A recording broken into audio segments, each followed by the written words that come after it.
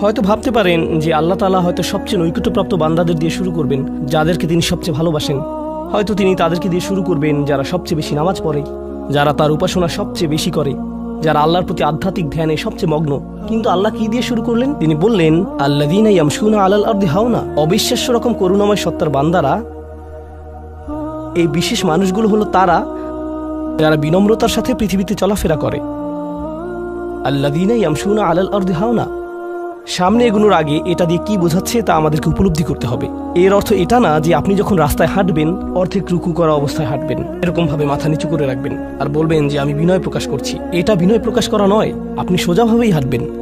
আপনি মানুষের সাথে তাচ্ছিল্য সহ কথা বলবেন না। আর আলাল আরদি, এই ধারণাটি হলো যেখানেই যান, হয়তো ঘরে থাকতে পারেন, হয়তো কাজে থাকতে পারেন, হয়তো শিক্ষা প্রতিষ্ঠানে থাকতে পারেন, হয়তো আপনার কর্মচারীদের সাথে কাজে আছেন, হয়তো আপনার নিয়োগদাতার সাথে কথা বলছেন, হয়তো কথা বলছেন শিশুদের সাথে, অথবা কথা বলছেন বড়দের সাথে, হয়তো আপনার বাবা মায়ের সাথে কথা বলছেন, হয়তো এটা অন্য কেউ, হয়তো এটা মুসলিম হতে পারে অথবা অমুসলিম। যখনই মানুষের সাথে কথা বলেন এক ধরনের বিনয় থাকতে হবে। যেভাবে আপনি তাদের সাথে কথা বলবেন, কাউকে মূল্যহীন বোধ করাবেন না আপনার কথার দ্বারা।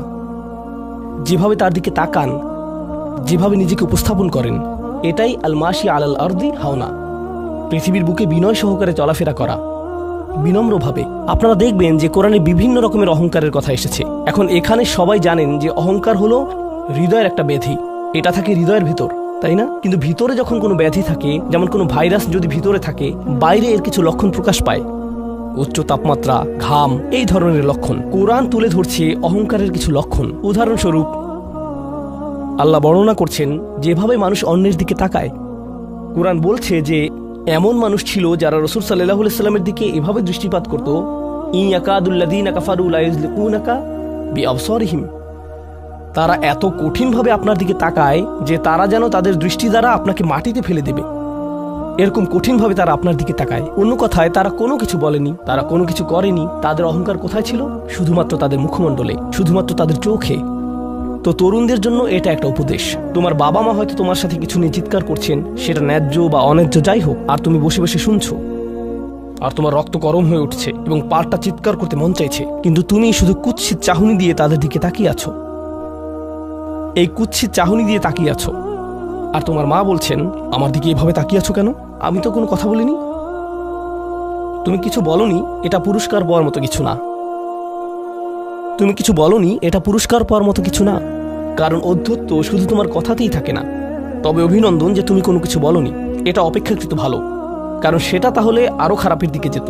কিন্তু এক ধরনের অধ্যত্ব, ক্রোধ এবং বিনয়ের অভাব আমাদের চোখে মুখে ফুটে ওঠে। সুম্মা নজর, সুম্মা আবাসা অবাসার, সুম্মা আদবার ওয়াস্তাকবার।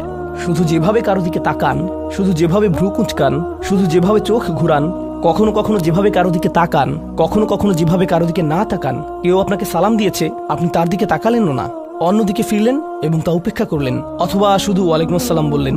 আপনি সালামের জবাব দিয়েছেন, কারণ তা না হলে তো গুনাহ হতে পারে, কিন্তু জবাব দিলেন খুবই নিচু স্বরে, এটা নিশ্চিত করার জন্য যাতে সে শুনতে না পায়, আর সে মনে করলো যে আপনি জবাব দেননি। এরকম যে আল্লাহ জানেন যে আমি জবাব দিয়েছি, কিন্তু আমি তাকে এটা জেনে পরিতৃপ্তি লাভ করতে দিব না যে আমি তার সালামের জবাব দিয়েছি। তো যখন সে এসে বলে যে ভাই, আমি তো আপনাকে সালাম দিয়েছি, আপনি জবাব দেননি, আমি তো জবাব দিয়েছি, এটাও হাউন এর অভাব। আল্লাযীনা ইয়ামশুনা আলাল আরদি হাওনা। মানুষের প্রতি বিনয়, শিশুদের প্রতি করুণা, বয়স্কদের প্রতি করুণা, এমন মানুষদের প্রতি করুণা যারা এর যোগ্য না। আর প্রসঙ্গক্রমে এর অর্থ এটা না যে আপনাকে অপমান করার সুযোগ আপনি মানুষকে করে দিবেন। এমন পরিস্থিতি আছে আমাদের পরিবারগুলোতে, আমাদের বন্ধু বান্ধবের মাঝে, আমাদের পরিসরে, যেখানে কিছু মানুষকে অবমাননাকর হিসেবে পাবেন। এমনটা ঘটে। আপনার পরিবারে এমন মানুষ রয়েছে, কখনো কখনো আপনার পিতামাতাও এরকম হতে পারেন।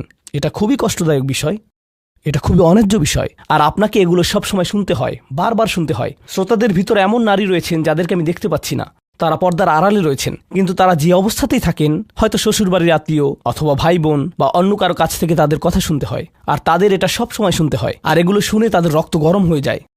তখন কি করবেন? আপনাকে তখনও বিনয় ধরে রেখে যা করা শিখতে হবে তা হলো, প্রথমত সেরকম পরিস্থিতি থেকে দূরে থাকবেন।